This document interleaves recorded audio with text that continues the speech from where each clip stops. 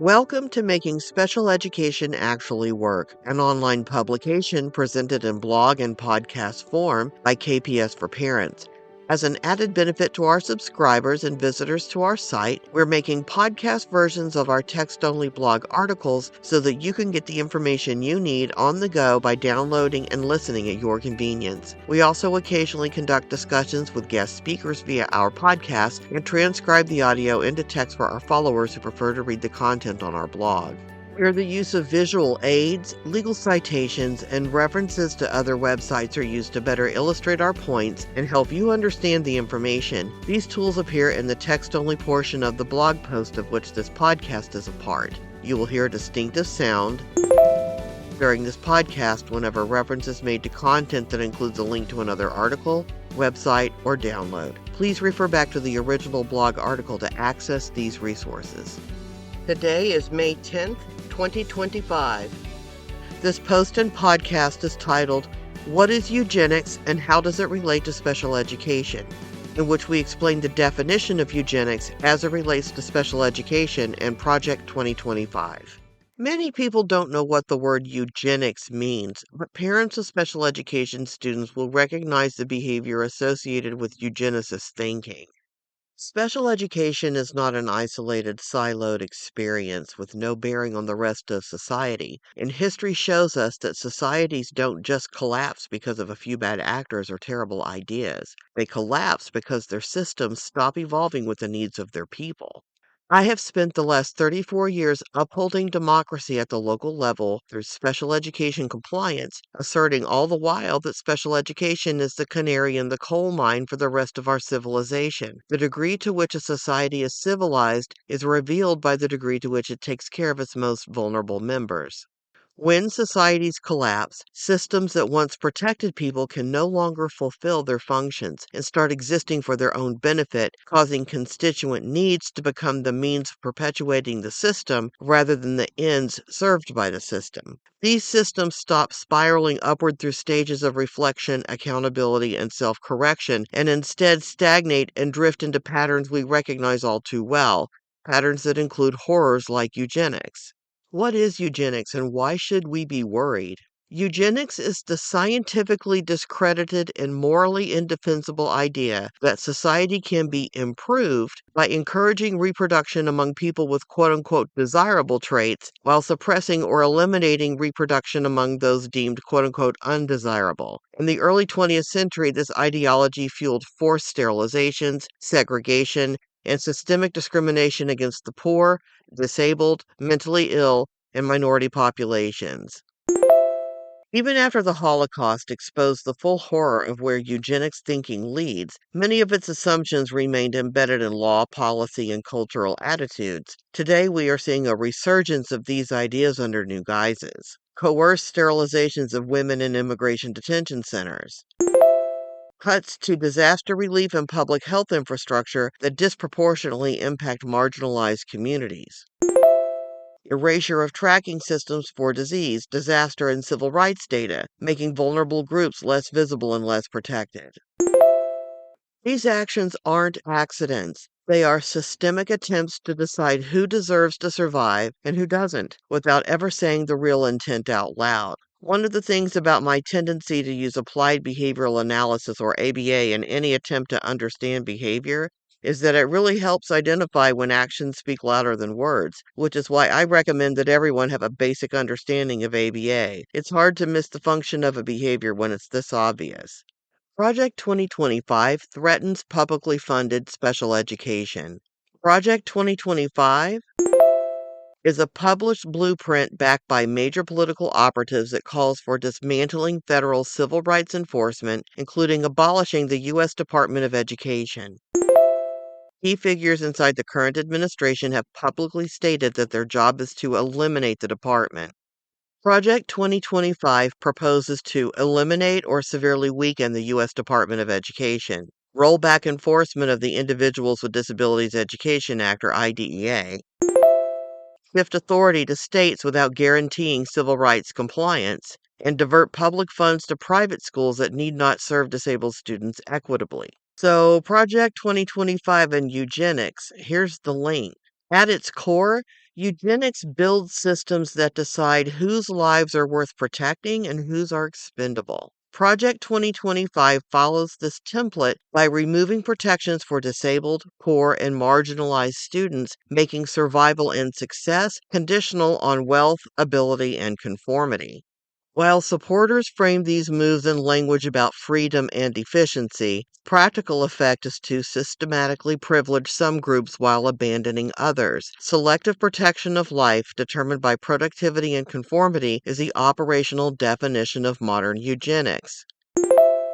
Understanding this connection matters because it shows that the fight for special education compliance is not merely bureaucratic, it is a defense of human dignity against an organized eugenics campaign. If the rights of a nonverbal child with autism don't matter, why should anyone else's? The eugenicists refer to our most severely impacted special education students as, quote unquote, useless eaters, just as the Nazis did in World War II Germany, as they tossed them into concentration camps, experimented on them, and later disposed of them in gas chambers. This is how special education compliance fights eugenics. Eugenics thrives where human dignity is rationed. Special education compliance, by contrast, mandates recognition of each individual's inherent worth, no matter what it takes to give them equitable access to everything that everyone else can access. The IDEA requires schools to identify, assess, and individually support every eligible student with continuous review through the IEP process. Every compliance cycle, which includes assessment, planning, intervention, and progress review, is a deliberate act of justice scaffolding. It interrupts the slide towards selective harm by making it illegal to write off a student as unworthy of investment. Developmental science shows us the right way forward. Jean Piaget taught that learning happens in stages. Lev Vygotsky emphasized guided support within a child's zone of proximal development. Eric Erikson describes psychosocial milestones that, if skipped, lead to lifelong instability. Trust leads to autonomy, which leads to initiative, which leads to competence, which then leads to identity. When these stages are supported, society spirals upward towards resilience. When they are abandoned, societies fall into fear, shame, hatred, and authoritarianism, which collectively creates a breeding ground for eugenic thinking. People who lack the problem solving skills to overcome life's hardships look for others to blame for their unhappiness, while unscrupulous profiteers exploit their limitations for power and profit and provide them with convenient scapegoats to blame for all their problems. Very often, people targeted for extinction by eugenics will be unwittingly enlisted to facilitate their own demise, not realizing that they are among one of the groups being targeted for extinction when they are being pitted against each other.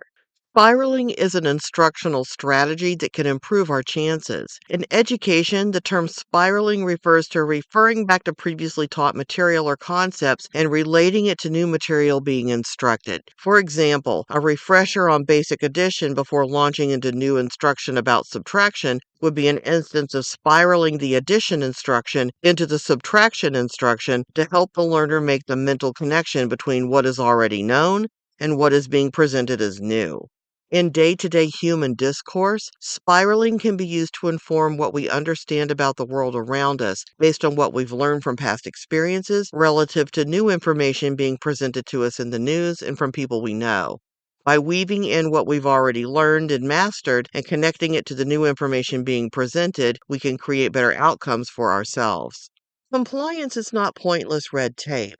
Sound compliance structures create a lifeline, not just for individual students, but for all of us. They remind us that justice is a habit, growth is a cycle, and survival is collective. Every IEP, every audit, every procedural safeguard is a step upward, away from the abyss. Without spiraling structures of accountability and care, the risk of falling backwards into destructive hierarchies grows exponentially. The measure of a civilization has always been how it treats its most vulnerable. When we protect the rights of students with disabilities, we protect the soul of our nation.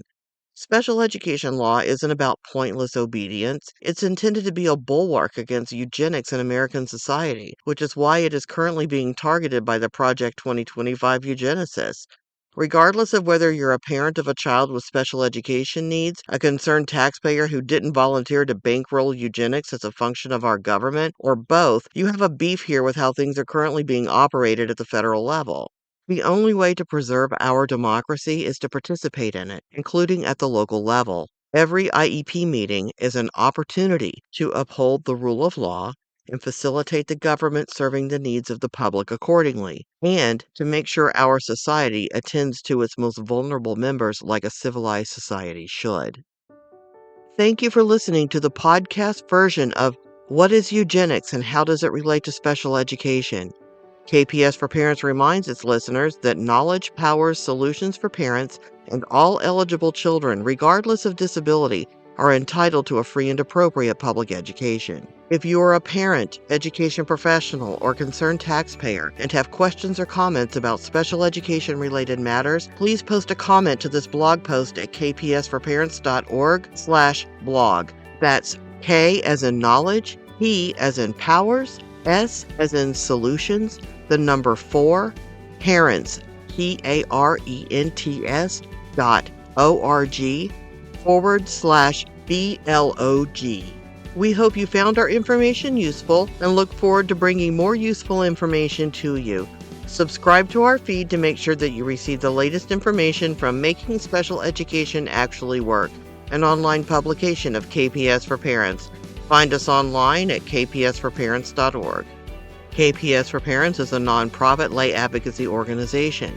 The information provided by KPS for Parents in Making Special Education Actually Work is based on the professional experiences and opinions of KPS for Parents lay advocates and should not be construed as formal legal advice. If you require formal legal advice, please seek the counsel of a qualified attorney. All the content here is copyrighted by KPS for Parents, which reserves all rights.